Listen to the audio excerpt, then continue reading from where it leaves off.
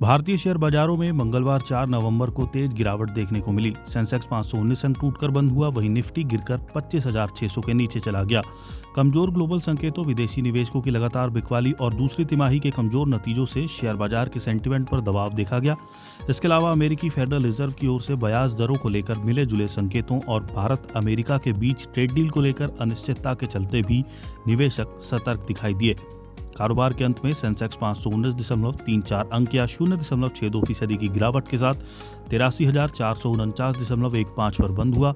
वहीं Nifty index 165.70 अंक या 0.64% की गिरावट के साथ 25,597.65 पर बंद हुआ। ब्रॉडर मार्केट में भी कमजोरी देखने को मिली। निफ्टी मिड कैप और स्मॉल कैप इंडेक्स करीब 1% तक फिसल गए।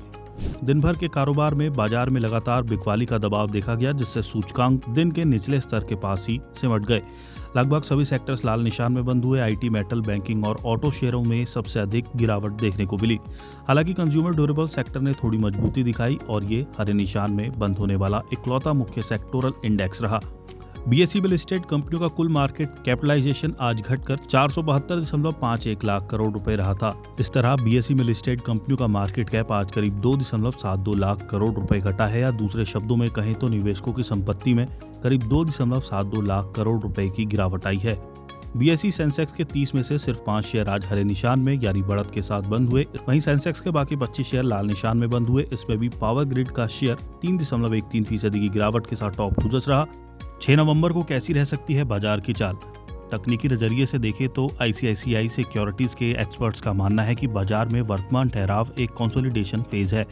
बाजार नई तेजी के लिए तैयार हो रहा है। इस तेजी का फायदा उठाने के लिए इस समय खरीदारी की अच्छे मौके नजर आ रहे हैं।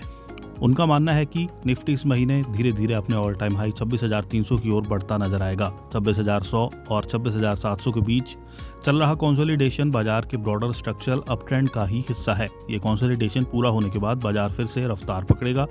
उरांजा में रिसर्च एनालिस्ट अभिनव तिवारी की ये राय है कि बाजार की आगे की दिशा तय करने में ग्लोबल इवेंट्स और विदेशी निवेश की स्थिति का अहम योगदान होगा। ऐसे में बाजार में वॉलेटिलिटी बनी रहने की संभावना है। इस सप्ताह के अंत में आने वाले कंपनियों के नतीजे और गुरु नानक जयंती की छुट्टी के कारण इस छोटे हफ्ते में बाजार में नकदी का प्रभाव प्रभावित हो सकता है, जिससे हमें कारोबारी सेशन के दौरान तेज उतार चढ़ाव देखने को मिल सकता है। एसबीआई सिक्योरिटीज के सुदीप शाह का कहना है कि निफ्टी के लिए 25,480 से 25,400 के जोन में अहम सपोर्ट दिख रहा है। उसके बाद 25,310 पर बड़ा सपोर्ट होगा। ऊपर की ओर इसके लिए 25,820 से 25,840 पर रेजिस्टेंस है। 25,840 से ऊपर जाने पर निफ्टी में 25,960 का स्तर देखने को मिल सकता है। बैंक निफ्टी पर बात करते हुए उन्होंने कहा कि बैंक निफ्टी ने तुलनात्मक रूप से बेहतर प्रदर्शन जारी रखा है। पीएसयू बैंकों में आई खरीदारी के बीच डेली चार्ट पर यह सीमित दायरे में बना रहा।